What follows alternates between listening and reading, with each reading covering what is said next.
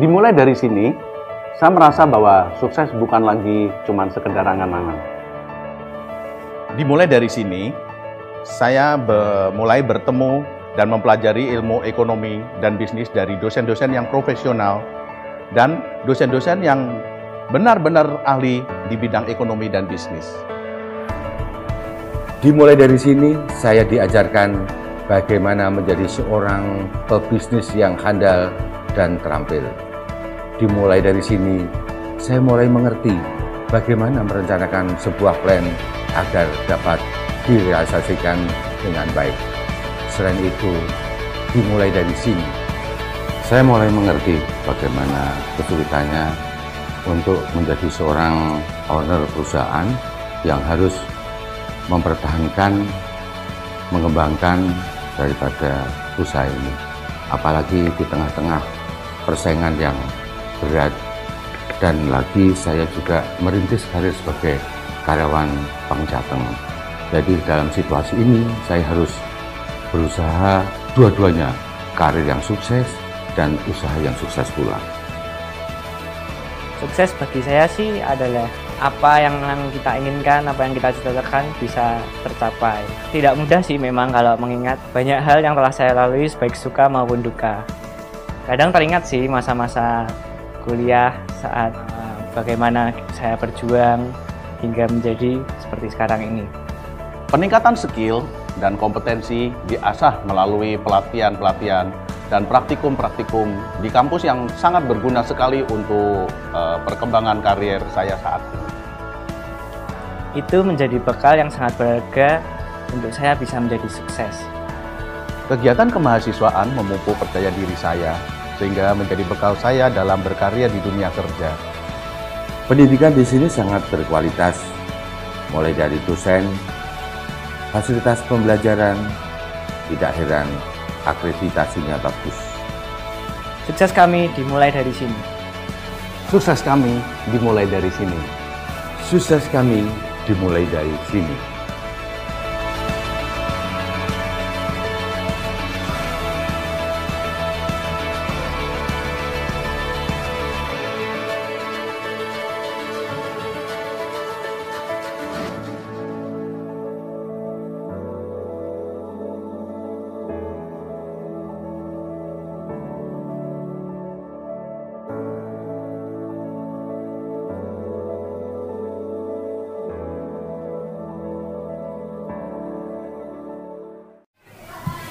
Itu tadi cuplikan video mengenai Fakultas Ekonomi dan Bisnis di kampus Unisbank Semarang.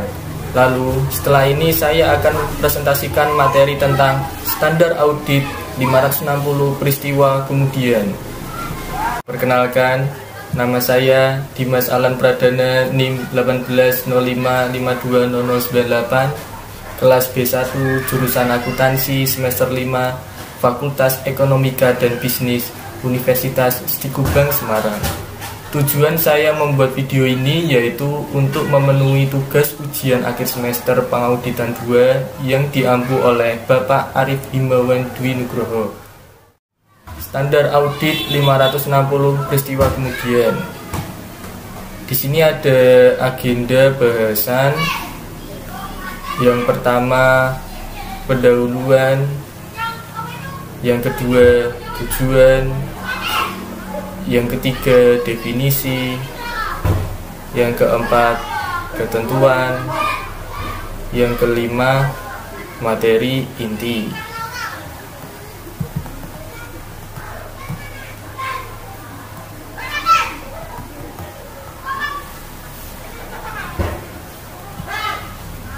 Daftar isi materi peristiwa kemudian.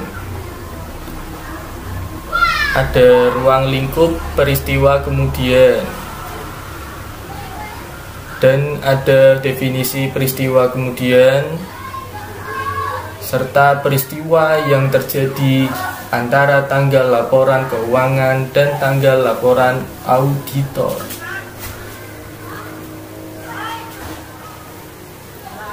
Daftar isi materi peristiwa kemudian. Fakta yang diketahui auditor setelah tanggal laporan auditor namun sebelum tanggal laporan keuangan diterbitkan. Dan ada fakta yang diketahui oleh auditor setelah laporan keuangan diterbitkan.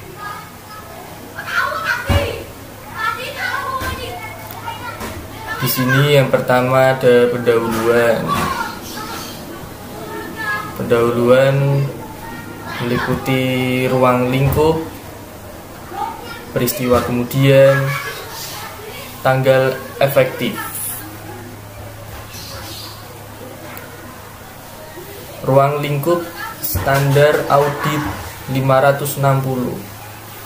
Standar audit 560 ini berhubungan dengan tanggung jawab auditor berkaitan dengan peristiwa kemudian dalam suatu audit atas laporan keuangan.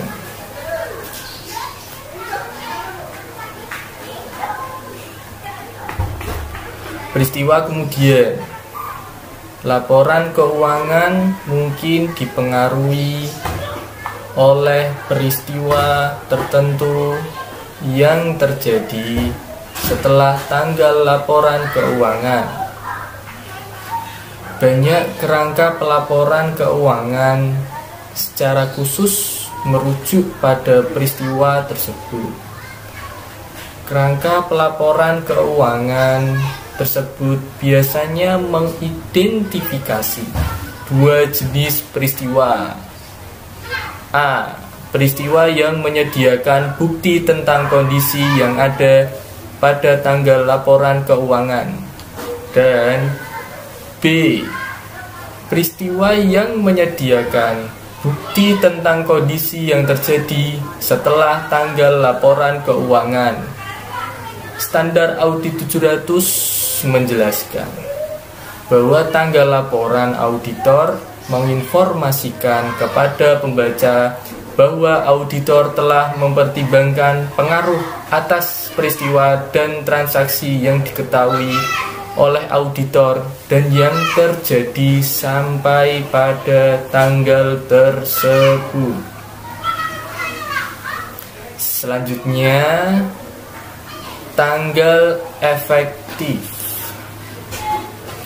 Standar audit ini berlaku efektif untuk audit atas laporan keuangan untuk periode yang dimulai pada atau setelah tanggal. Yang pertama, 1 Januari 2013 untuk emiten, atau yang kedua 1 Januari 2014 untuk entitas selain emiten. Penerapan dini dianjurkan untuk entitas selain emiten.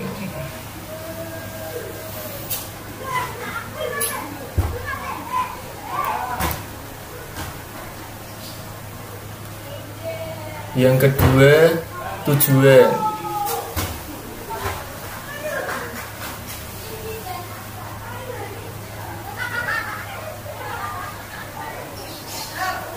Tujuan auditor yang pertama, memperoleh bukti audit yang cukup dan tepat tentang apakah peristiwa yang terjadi antara tanggal laporan keuangan dan tanggal laporan auditor yang mengharuskan penyesuaian atau pengungkapan dalam laporan keuangan secara tepat telah digambarkan dalam laporan keuangan tersebut sesuai dengan kerangka pelaporan keuangan yang berlaku. Yang kedua, merespon secara tepat fakta yang diketahui oleh auditor setelah tanggal laporan auditor, yang mana jika diketahui oleh auditor pada tanggal tersebut, kemungkinan menyebabkan auditor mengubah laporan auditnya.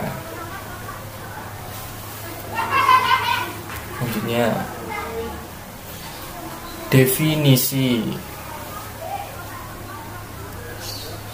Definisi untuk tujuan standar audit ini, istilah berikut memiliki makna sebagai berikut. Yang pertama, tanggal laporan keuangan, tanggal akhir dari periode terakhir yang dicakup oleh laporan keuangan. Yang kedua, tanggal pengesahan laporan keuangan, tanggal yang pada saat itu semua laporan yang membentuk laporan keuangan, termasuk catatan atas laporan keuangan yang bersangkutan, telah disusun dan pihak yang berwenang telah menyatakan bertanggung jawab atas laporan keuangan tersebut. Yang C, tanggal laporan auditor, tanggal yang dicantumkan oleh auditor dalam laporannya atas laporan keuangan berdasarkan standar audit 700.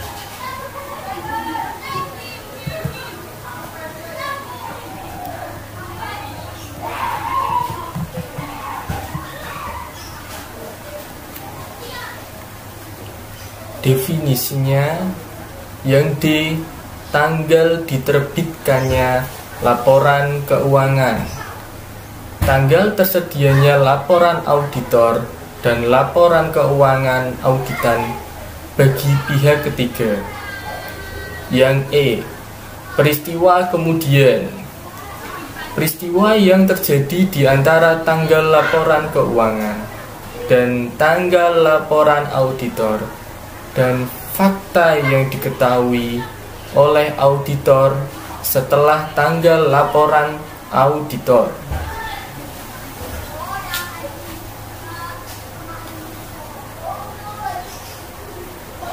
Yang keempat, ketentuan. Ketentuan peristiwa antara tanggal laporan keuangan dan tanggal laporan auditor, itu yang pertama. Yang kedua, fakta diketahui setelah tanggal laporan auditor namun sebelum tanggal laporan keuangan. Yang ketiga, fakta diketahui auditor setelah laporan keuangan diterbitkan. Peristiwa antara tanggal laporan keuangan dan tanggal laporan auditor.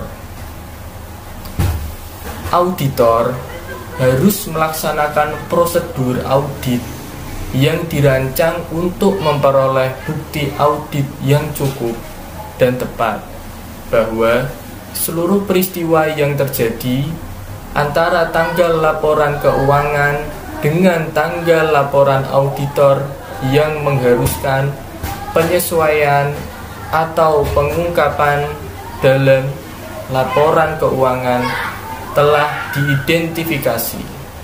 Namun, auditor tidak diharapkan untuk melakukan prosedur audit tambahan atas hal-hal yang mana prosedur audit yang sebelumnya diterapkan telah menyediakan kesimpulan yang memadai.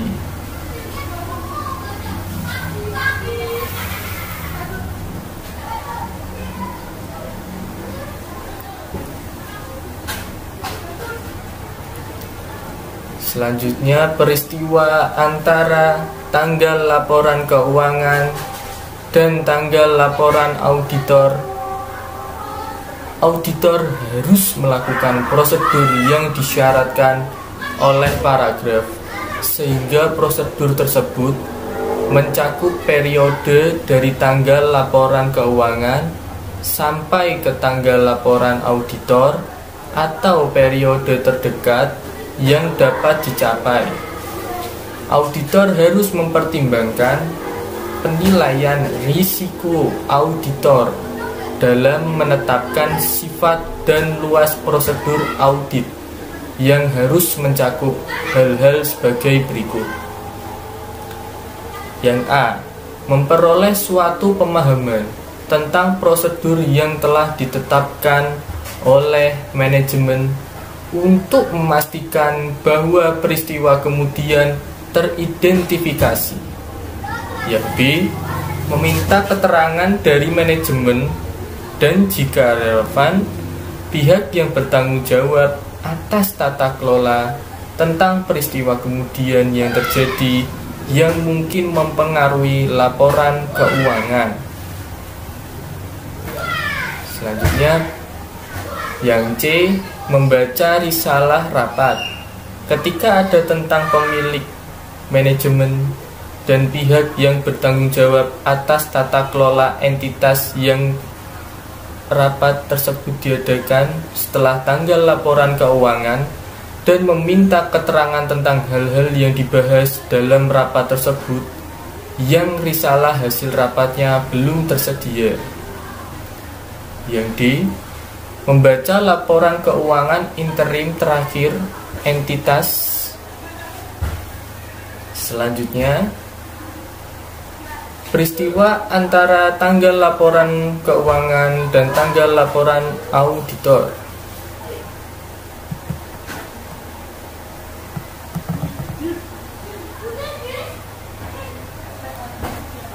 Auditor jika sebagai hasil prosedur yang dilakukan seperti yang disyaratkan oleh paragraf 6 dan 7, auditor mengidentifikasi peristiwa yang mengharuskan penyesuaian atau pengungkapan dalam laporan keuangan.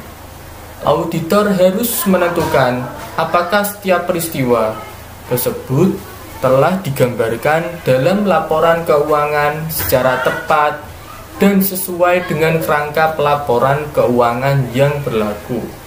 Auditor harus meminta kepada manajemen dan jika relevan, pihak yang bertanggung jawab atas tata kelola untuk memberikan suatu representasi tertulis berdasarkan standar audit 5803 yang menyatakan bahwa seluruh peristiwa yang terjadi setelah tanggal laporan keuangan dan memerlukan penyesuaian atau pengungkapan sesuai dengan kerangka pelaporan keuangan yang berlaku telah disesuaikan atau diungkapkan. Selanjutnya, fakta diketahui setelah tanggal laporan auditor namun sebelum tanggal laporan keuangan. Apabila auditor menemukan sebuah fakta yang menyebabkan auditor mengubah laporan auditnya sebelum tanggal laporan itu diterbitkan, maka auditor harus A. Membahas hal tersebut dengan manajemen dan jika relevan dengan pihak yang bertanggung jawab atas tata kelola. Yang B. Menentukan apakah laporan keuangan tersebut memerlukan perubahan dan jika demikian. Yang C. Meminta keterangan bagaimana manajemen akan memperlakukan hal tersebut dalam laporan keuangan. Selanjutnya, fakta diketahui setelah tanggal lapor auditor namun sebelum tanggal laporan keuangan. Jika manajemen mengubah laporan keuangan, maka auditor harus A. Melaksanakan prosedur audit yang diperlukan dalam kondisi atas perubahan tersebut. Yang B. Kecuali jika kondisi yang tertera dalam paragraf 12 terjadi. Yang pertama, memperluas prosedur audit yang disebutkan dalam paragraf 6 dan 7 sampai pada tanggal laporan auditor baru. Yang kedua, menyediakan suatu laporan auditor baru atas laporan keuangan yang telah diubah. Laporan auditor yang baru tidak dapat diberi tanggal lebih awal daripada tanggal persetujuan atas perubahan laporan. Fakta diketahui setelah tanggal laporan auditor, namun sebelum tanggal laporan keuangan.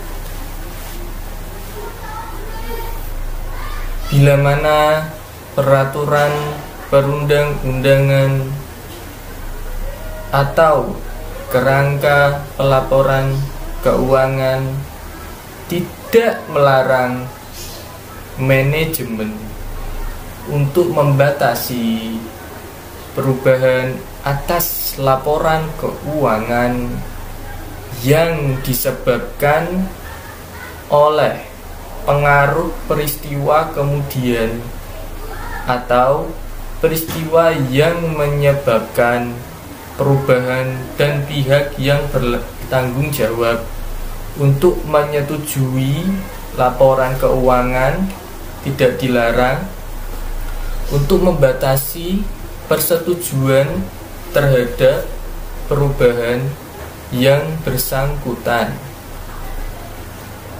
Maka auditor diizinkan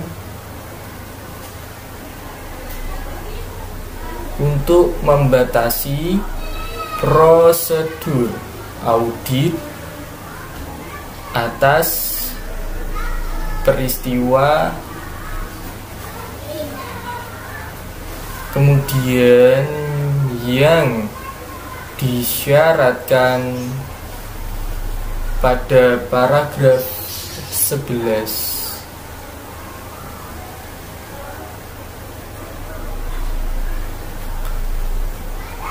B. Yang pertama, berkaitan dengan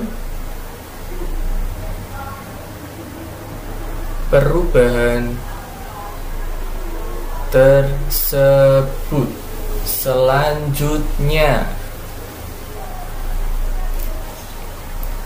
fakta diketahui setelah tanggal laporan auditor, namun sebelum tanggal laporan keuangan.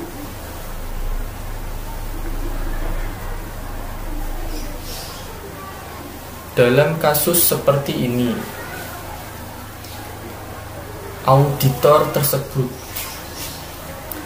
harus A.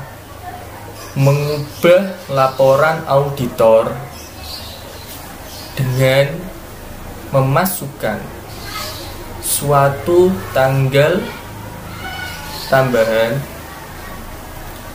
yang dibatasi sampai dengan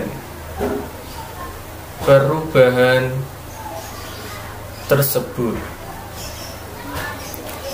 Hal ini menunjukkan bahwa prosedur auditor untuk peristiwa kemudian hanya dibatasi pada perubahan atas laporan keuangan yang digambarkan dalam catatan atas laporan keuangan yang relevan. B.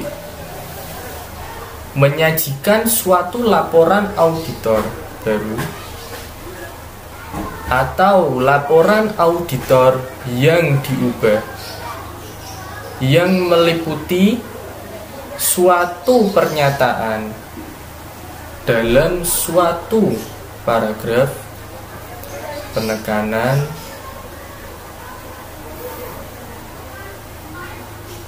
suatu hal atau paragraf hal lain yang menyampaikan bahwa prosedur audit atas peristiwa kemudian hanya terbatas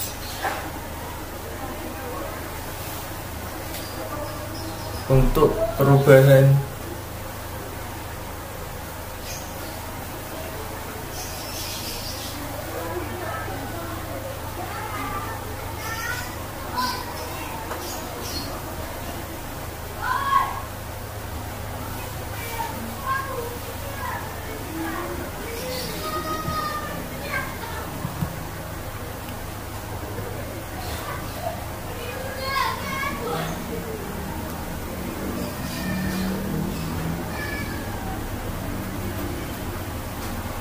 pada laporan keuangan seperti yang dijelaskan dalam catatan atas laporan keuangan yang relevan dalam beberapa yurisdiksi. Manajemen mungkin tidak disyaratkan oleh peraturan perundang-undangan atau kerangka pelaporan keuangan untuk menerbitkan laporan keuangan yang diubah, dan oleh karena itu auditor tidak perlu menyediakan suatu laporan auditor yang diubah atau yang baru. Selanjutnya, masih sama, fakta diketahui setelah tanggal laporan auditor, namun sebelum tanggal laporan keuangan.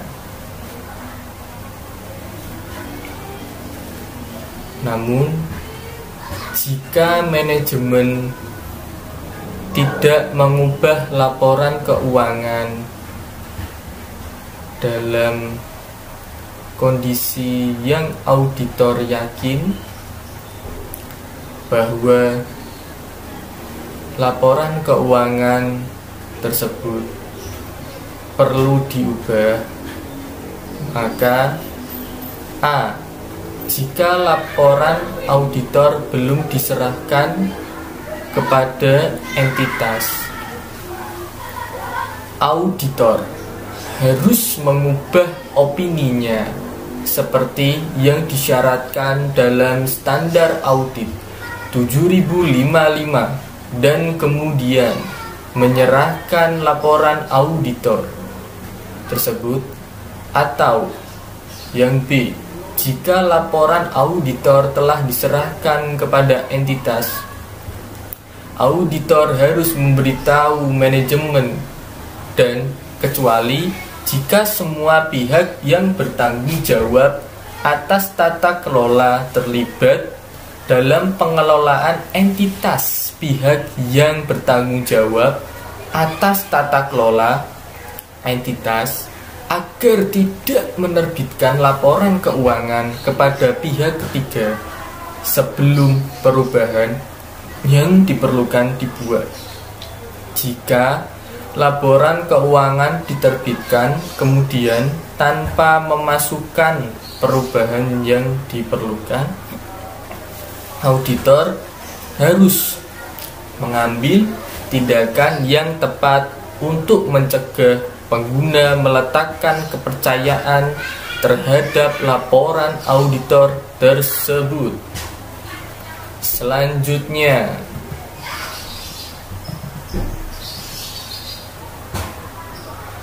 masih sama, fakta diketahui auditor setelah laporan keuangan diterbitkan.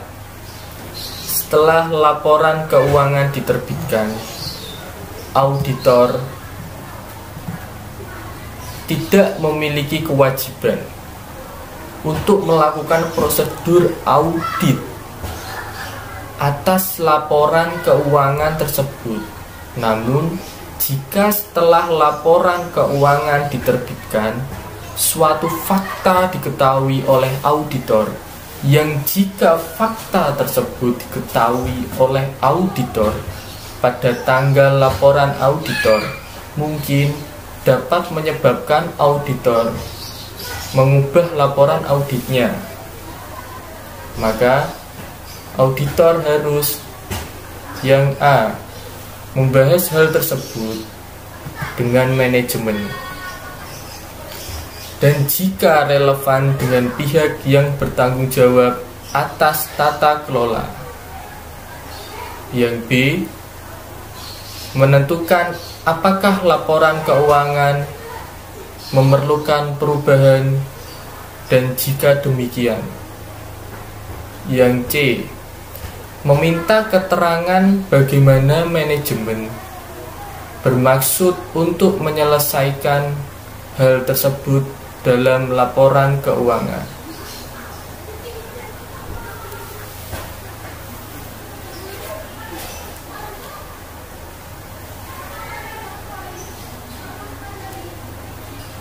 Masih sama, fakta diketahui auditor setelah laporan keuangan diterbitkan. Jika manajemen mengubah laporan keuangan, maka auditor harus yang A, melaksanakan prosedur audit yang diperlukan dalam kondisi atas perubahan tersebut. Yang B, menelaah tahap-tahap yang dilakukan oleh manajemen untuk memastikan bahwa setiap pihak yang menerima laporan keuangan yang diterbitkan sebelumnya bersamaan dengan laporan auditor diberi informasi tentang situasi tersebut. Yang C, kecuali jika kondisi dalam paragraf berlaku. Yang pertama, memperluas prosedur audit yang disebutkan dalam paragraf dan sampai pada tanggal laporan auditor baru dan tanggal laporan auditor baru tidak lebih awal daripada tanggal persetujuan atas perubahan laporan keuangan. Yang kedua, menyerahkan laporan auditor baru atas laporan keuangan yang diubah selanjutnya. Fakta diketahui auditor setelah laporan keuangan diterbitkan. Ketika kondisi dalam paragraf terjadi, ubah laporan auditor atau serahkan laporan auditor baru seperti yang disyaratkan oleh paragraf. Auditor harus memasukkan dalam laporan auditor baru atau yang diubah suatu paragraf. Penekanan atas suatu hal atau paragraf hal-hal lain dengan berpedoman pada suatu catatan atas laporan keuangan yang lebih intensif, membahas alasan perubahan atas laporan keuangan yang diterbitkan sebelumnya dan laporan yang diserahkan sebelumnya oleh auditor. Selanjutnya, jika manajemen tidak mengambil langkah-langkah yang diperlukan untuk memastikan bahwa setiap pihak yang menerima laporan keuangan yang diterbitkan sebelumnya sudah diberitahu tentang situasi tersebut dan juga tidak mengubah laporan keuangan dalam kondisi yang auditor yakin bahwa laporan keuangan tersebut perlu diubah, auditor harus memberitahu manajemen, dan kecuali jika semua pihak yang bertanggung jawab atas tata kelola terlibat dalam pengelolaan entitas. 6 pihak yang bertanggung jawab atas tata kelola, bahwa auditor akan berusaha untuk mencegah pengguna meletakkan kepercayaan masa depan terhadap laporan auditor tersebut. Jika meskipun dengan pemberitahuan tersebut, manajemen atau pihak yang bertanggung jawab atas tata kelola tidak mengambil langkah-langkah yang diperlukan tersebut,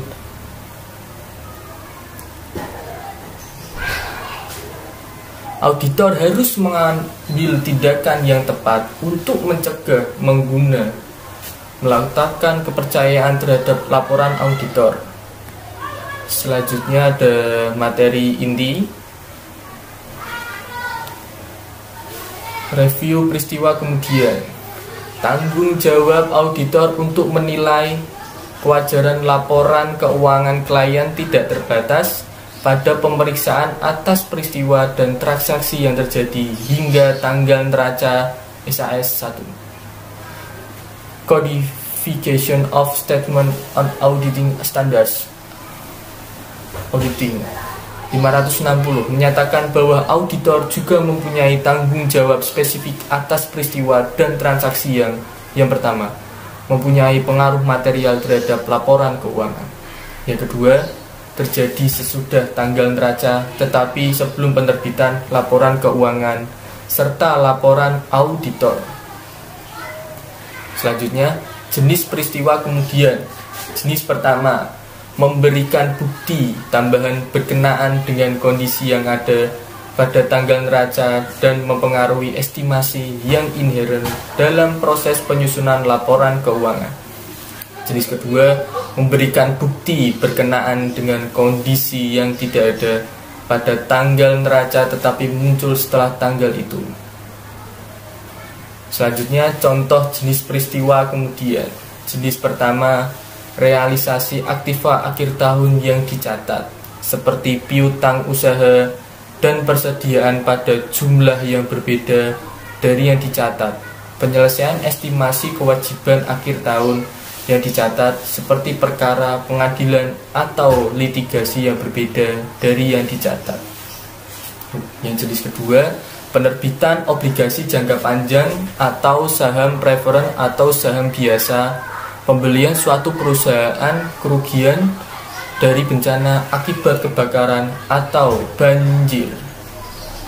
Selanjutnya, contoh kasus dua jenis peristiwa kemudian.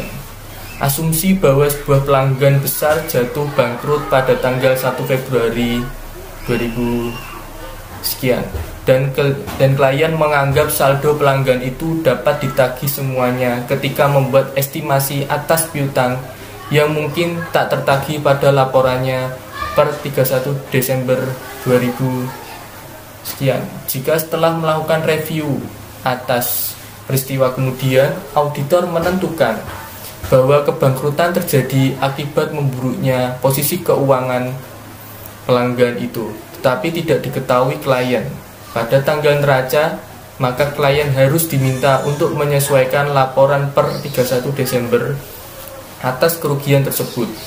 Pihak lain, jika auditor menentukan bahwa pelanggan itu secara keuangan berada pada kondisi yang baik pada 31 Desember dan kebangkrutannya disebabkan oleh kebakaran atau bencana serupa yang terjadi sesudah tanggal neraca, maka hanya pengungkapan atau bisa disebut jenis 2 dalam catatan atas laporan per 31 Desember yang diperlukan.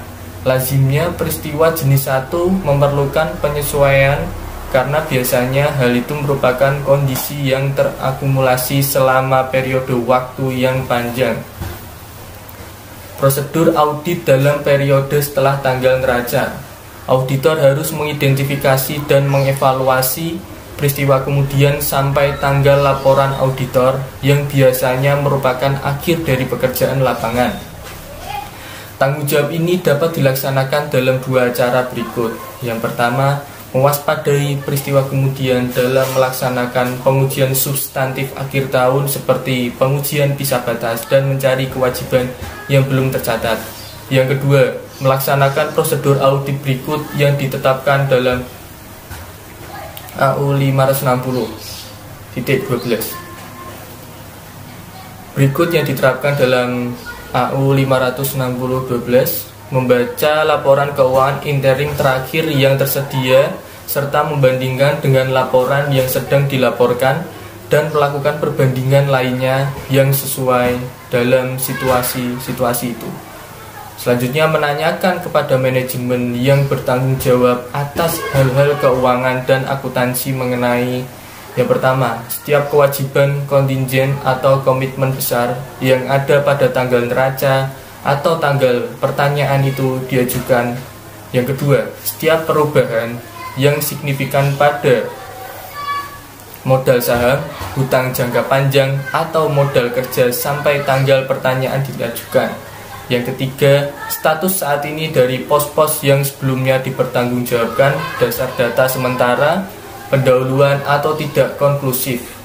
Yang keempat, apakah setiap penyesuaian yang tidak biasa telah dilakukan sejak tanggal neraca. Selanjutnya,